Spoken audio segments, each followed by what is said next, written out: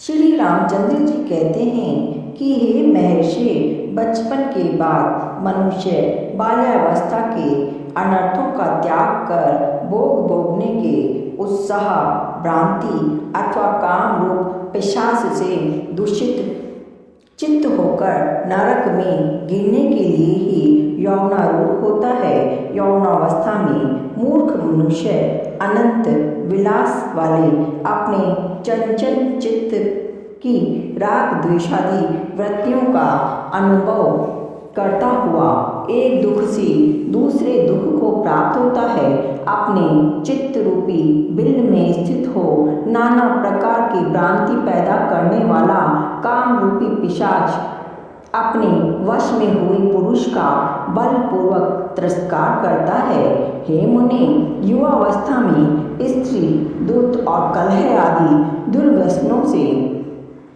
दुर्व्यसनों को उत्पन्न करने वाले वे राग, लोभ आदि प्रसिद्ध एवं दुष्ट दोष वैसे अंतःकरण वाले पुरुष को जो काम आदि में तन्मय हो रहा है, यौवन के ही सहारे नष्ट कर डालते हैं।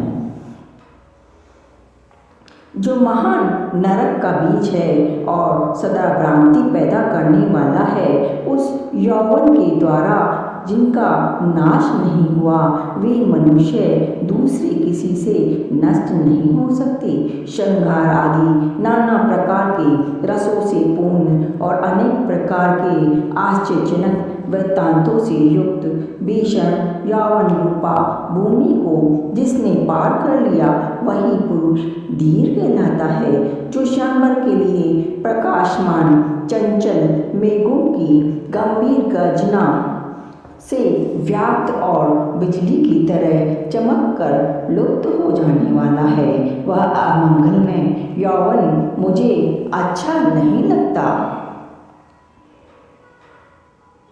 जो भोग के समय मधुर अति स्वादिष्ट है और अंत में दुखदायी होने के कारण तिक्त प्रतीत होता है, जिसमें दोष ही दोष बड़े हैं, जो सब दोषों का आभूषण तथा मदिरा के मध्य विलास के समान मोहक है, वह यौवन मुझे कदापि अच्छा नहीं लगता।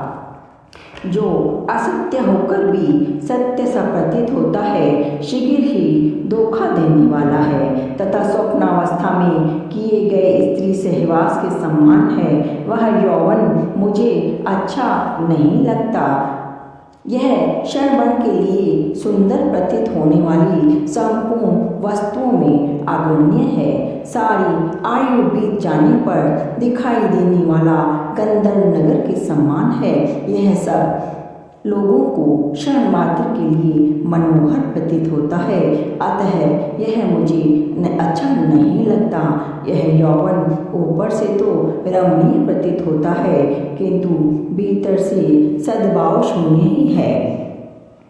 जैसे दावाग्नि वृक्ष को जला देती है, उसी प्रकार युवावस्था में जीव प्रियतमा के वियोग जनित दुस्सह शोकाग्नि से मन ही मन जलता रहता है। जैसे अत्यंत निर्मल, विस्तृत एवं पवित्र नदी भी वर्षा ऋतु में मलिन हो जाती है, उसी प्रकार परम निर्मल, विशाल एवं शुद्ध बुद्धि भी युवावस्था में कलुषित हो जाती है। बहुत सी उत्ताल तरंगों से युक्त भयानक नदी लांघी जा सकती है, परंतु भोग तृष्णा की चपलता से युक्त युवावस्था नहीं लांघी जा सकती।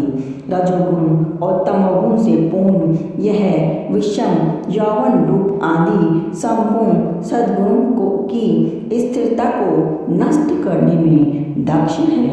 शरीर रूपी उपवन में उत्पन्न हुई यौवन की बेल बड़ी रमणीय है।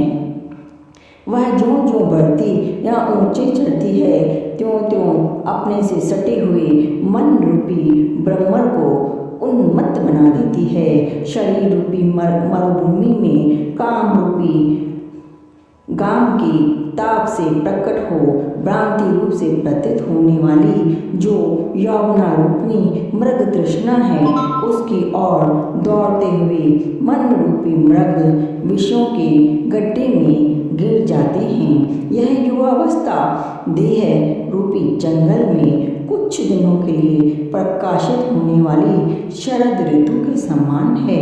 लोगों, तुम इस पर विश्वास न करो। श्री रामचंद्र जी कहते हैं, जब जब यौवन अपनी चरम सीमा पर आरूढ़ हो जाता है, तब तक संताप युक्त कामनाएं केवल विनाश के लिए ही बढ़ने या नृत्य करने लगती हैं।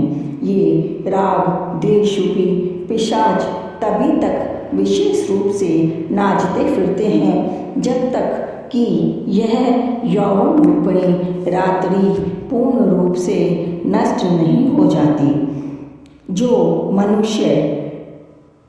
जो महामुग्ध पुरुष मोहवश क्षणभंगुर यौवन से हर्ष को प्राप्त होता है, वह मनुष्य होता हुआ भी गिरा पशु ही माना गया है। जो मनुष्य अभिमान या अज्ञान के कारण मदोन्मत्त यौनावस्था की अभिलाषा करता है, उस दुर्बुद्धि को शीघ्र ही पश्चाताप का भागी होना पड़ता है।